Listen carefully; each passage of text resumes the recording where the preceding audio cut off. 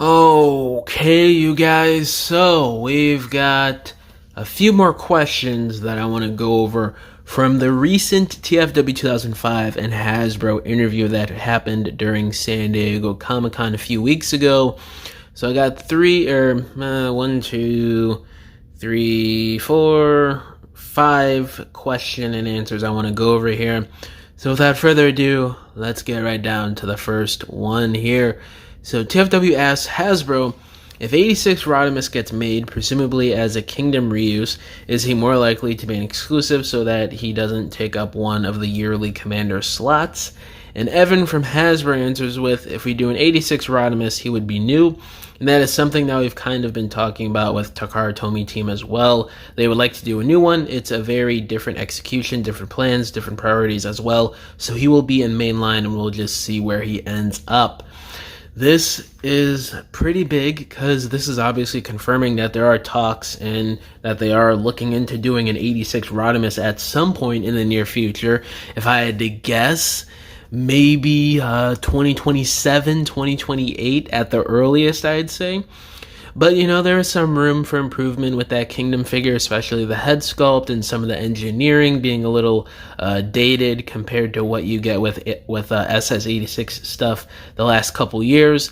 So there's definitely a lot that they could probably do to just kind of make it more animation accurate and to appease that sort of fan base and overall aesthetic and look of the 86 figures the last few years. So overall, I would be really excited to see how they would handle a new Rodimus. I would prefer if he was like a Commander class, honestly, but if they have to do him at Leader class, I wouldn't mind either.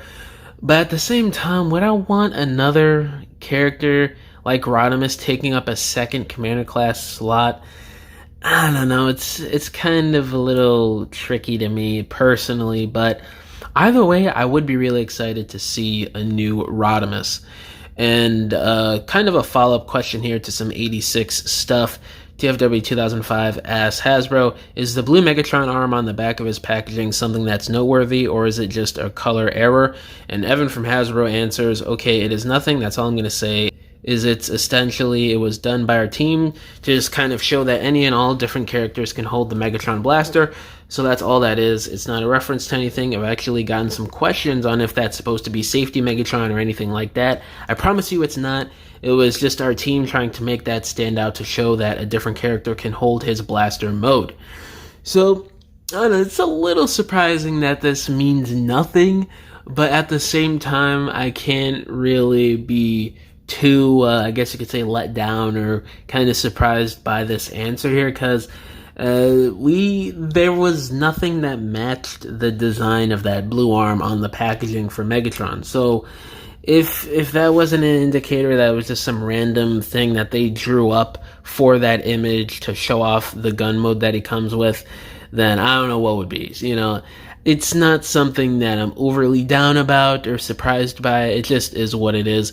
What is it a little odd that they used a random CAD drawing or something for a character that doesn't exist to show that off instead of using maybe the new Thundercracker, Seeker mold, or somebody else from Studio Series 86? Yes, it is a little odd, I'd say. But again, it's really not that big of a deal. And the next question and answer I want to go over here is, so TFW asks, would you want to do mobile game stuff in Gamer Edition? And Evan from Hasbro answers, oh yeah, we've actually talked to the team about that as a possibility. We definitely think it's possible. What's interesting is a lot of the mobile games, some of those designs are essentially a lot of our toy CADs already, but it's possible that in the future when they bring in unique colorways of characters or even like powered up versions, that they can make their way into Studio Series or even Generations. That's something that we do talk about.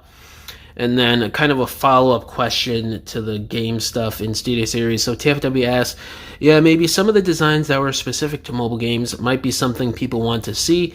And then Evan answers, yeah, absolutely. And then this also talks about like Reactivate, right? Like we all know those designs are out there. People love those designs. So we've actually talked about it quite a bit on if those will end up in Studio Series, maybe under the Concept line or even Gamer Edition, but it's definitely a possibility. Oh, so kind of a little bit to unpack here. The whole mobile game stuff, it's kind of tricky to me. Like, I'm kind of stumbling on like what to kind of think and say here, because I really don't have an attachment to the mobile game stuff. Like, some of the designs I've seen over the years are cool, but the games themselves, they kind of seem boring. They're very low budget. They're just done so something gets out there for the Transformers brand, for apps on people's phones and stuff over the years. It is what it is. It's not bad, and it's not really great either. It's kind of just there for casuals or just fans if you're bored one day on your phone, you know. But, you know, some of the designs are kind of cool. I can't remember any of the mobile games off the top of my head, but I'm sure I'll be throwing up a few images here for the video.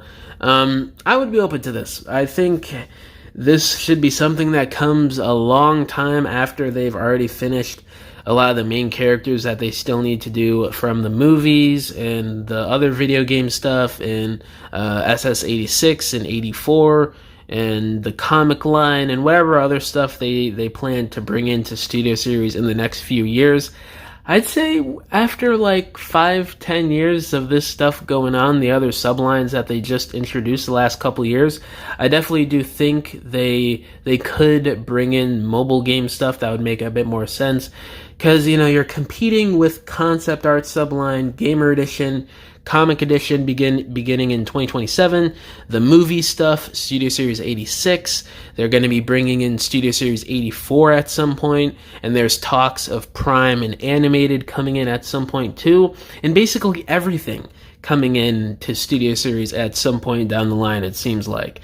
So, I don't know, I think after a little over 5 years would be the ideal point to bring in mobile game stuff, because sure, there's a following to it, but I don't know how desirable a lot of these things are.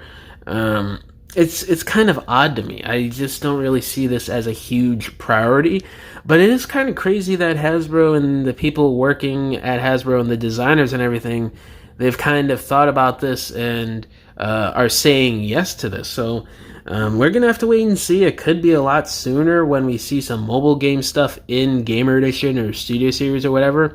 But before we get that, can we get some Reactivate concept art figures, please, Hasbro? Because I definitely do feel like there's a lot more of a following for those, and those designs are just way sicker than some mobile game figures, you know. And the last question and answer I wanted to cover here is, so TFW asks Hasbro, one of the things that's been showcased here is the Hearts of Steel series. Do you think like Shockwave or Soundwave or any others might appear? And Nate from Hasbro answers, yeah, so Shockwave, obviously a Shockwave Steamboat would be incredible. There's a lot of love for those comics. I think for now, covered Hearts of Steel. We want to take it to new unexplored alt modes for the characters in particular, you know, taking a lot of inspiration from what was done in the 1990s across many toy lines where you get iconic characters but all sorts of wacky and crazy different versions and redecos. Does that mean we could be getting some G2 Carbot versions of Optimus and Megatron next year for the next subline? I'm going to keep reading here, but for 2026, we're going to do an all-new theme. It is a familiar theme, but it's not one that we've really done much in Transformers. It'll be all newly tooled, all new alt modes for our 4 characters that we have here. So Optimus will come with Starscream, Bumblebee will come with Megatron. Again, it's not based on existing content, but it's a very familiar theme, and I think fans are really going to like it a lot. Oh, okay. I forgot his whole answer, so that kind of throws out my G2 theory I said a minute ago.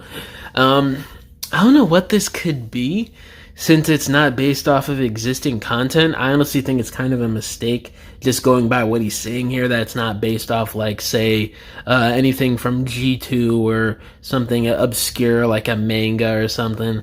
That's kind of to me. I'm not really digging that, but obviously we haven't seen what's coming next year for this subline after Hearts of Steel for 2026, so I'm not going to judge it too harshly. I'm not going to be a weirdo about it, but I will say I do have my doubts just from what he's describing. I would just like to see something that would fit this subline that we need updates on, that's been like 20-30 years since we got figures of, and those figures are either highly sought after or they're super outdated for today's standards, whatever the case may be. So, I don't know, we're going to have to wait and see. Again, I'm not totally ruling this out, obviously. We haven't seen anything, but I don't know. It's something that if it looks cool, maybe I'll get it. But if not, I just don't really care. Yeah, guys, let me know down in the comments below. How do y'all feel about the question and answers that Hasbro gave here? Do you think a Hearts of Steel Shockwave could be coming in the next few years? What do you guys think about mobile game stuff making it into Studio Series one day potentially? And when do you guys think a new 86 Rodimus Prime will come out?